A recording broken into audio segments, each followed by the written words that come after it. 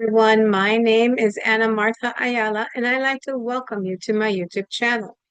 As a reminder, I do every video in English and Spanish, and the degree theory is based on modern Western astrology using the Placidus house system.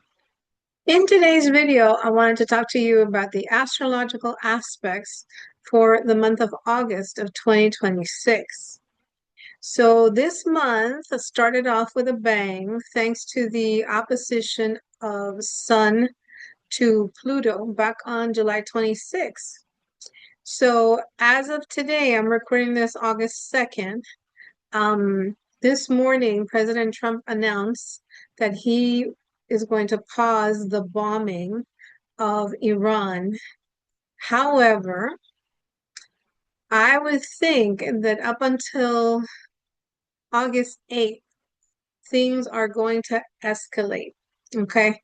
We have this pause, bomb. And then on August 12th, we have the solar eclipse, the first solar eclipse in Leo, which is connected to the South Node.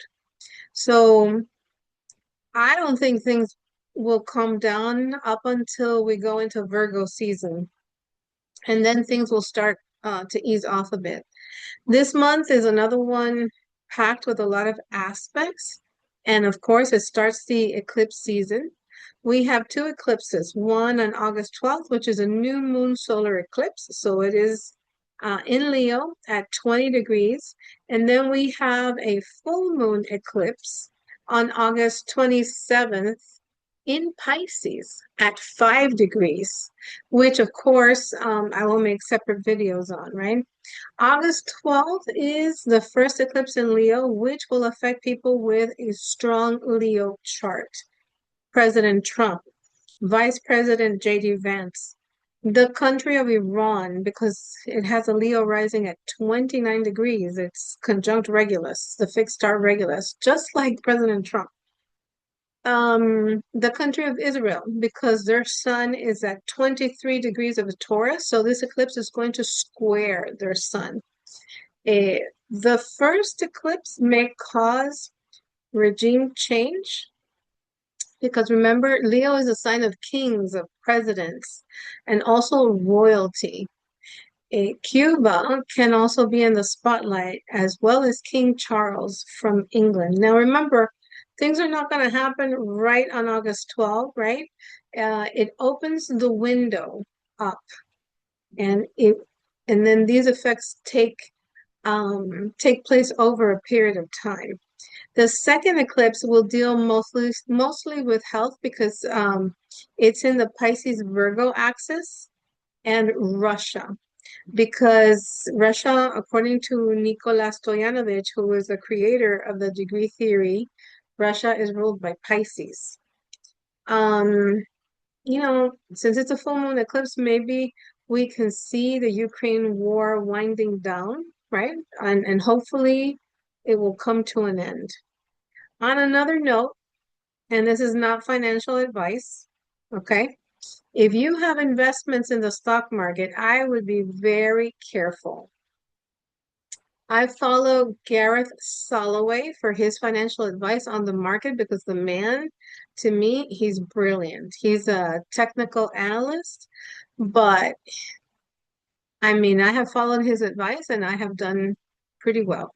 Because I related back to the astrology, right? Which I have shared, I guess, my plan in a few videos, and you can go and check them out on my channel. Now, the price of gold may fluctuate. I expect it to go down because of the eclipse on August 12th, because it's with the South Node, and the South Node is to lose something, right?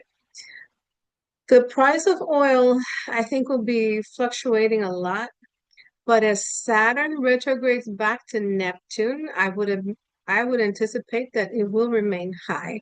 Remember that Saturn brings up limitations, obstacles, problems, right? And Neptune rules oil. So I do anticipate, based on the astrology, that oil will continue to have issues.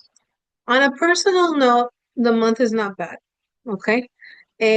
So let's take a look at the energy for the month.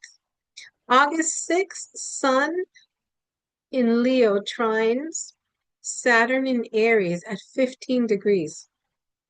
So if you start something on this day, even though Saturn is retrograde, like a business, even romance, with Saturn, but at least business, it will last for a long time because Saturn rules time. On this same day, August 6th, Venus enters Libra, and this favors the air signs, okay, because it's a trine. Air signs are Gemini, Libra, obviously, and Aquarius. And fire signs, because it's a sextile. So the fire signs are Aries, Leo, and Sagittarius. So Libras, you always look your best because Libra is always out to get a partner, right? But this is your time. You're gonna feel more attractive, you're gonna look prettier. So if you're single, go out there and mingle. You never know who you may meet. August 10th, Venus trines Pluto retrograde at 4 degrees. So Venus is in Libra. Pluto is in Aquarius. So when Venus trines Pluto, this can be this kind of like fatal attraction kind of aspect. A lot of passion, obsession can also be good for money because remember, Venus not only rules love, but it also rules money. Pluto is big wealth, obsession, passion, willing to succeed at all costs. On this same day, August 10th, Venus opposes Neptune retrograde. So again, Venus in Aries, Nep Venus in Libra, Neptune in Aries at 4 degrees. So with this aspect, be careful of any promises that are made in love and business because Neptune doesn't let you see things clearly. And it also rules lies, deception. I mean, there are positive signs as well. I mean, positive things from Neptune, but because it's an opposition, tread carefully. August 11th, Mercury opposes Pluto retrograde. So Mercury in Leo opposes Pluto in Aquarius at 4 degrees. So Mercury rules, ideas, communications. And so the ideas can be a little bit morbid because it's Pluto. Follow your instincts though, because Pluto has a connection to the other side. So be mindful and just go by instinct, right? Careful how you speak because you can come across too forceful or with a lot of curse words. Okay. Just like Mercury and Scorpio, those are those people that drop the F-bomb at every point. I mean, it's incredible. Um, On August 11th, we have Mercury trining Neptune retrograde. So Mercury in Leo trines Neptune in Aries at 4 degrees. So creativity is up there, one of the finest. Put your imagination to work, basically. This could be a very productive day. On this day also, Venus trines Uranus. So Venus in Libra, trining Uranus in Gemini at 5 degrees. So this aspect is love at first sight. Careful, because it's just a flirting. Chances are it won't lead to anything serious, right? This aspect is going out a few times, dating, but unless the person is an Aquarius, it doesn't go anywhere. Mars enters Cancer on this day as well, which is August 11th, to stay until September 27th. Okay.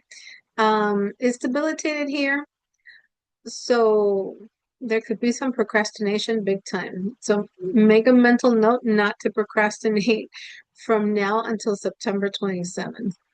August 12th, we have a new moon solar eclipse at 20 degrees of Leo. And again, I will do a separate video on this, but suffice it to say that there can be shocking things that happen with the stock market, with the price of gold.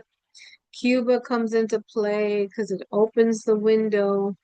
There could be regime change, obviously in Iran, but we'll see how this plays out and stay tuned because I will do the video as well.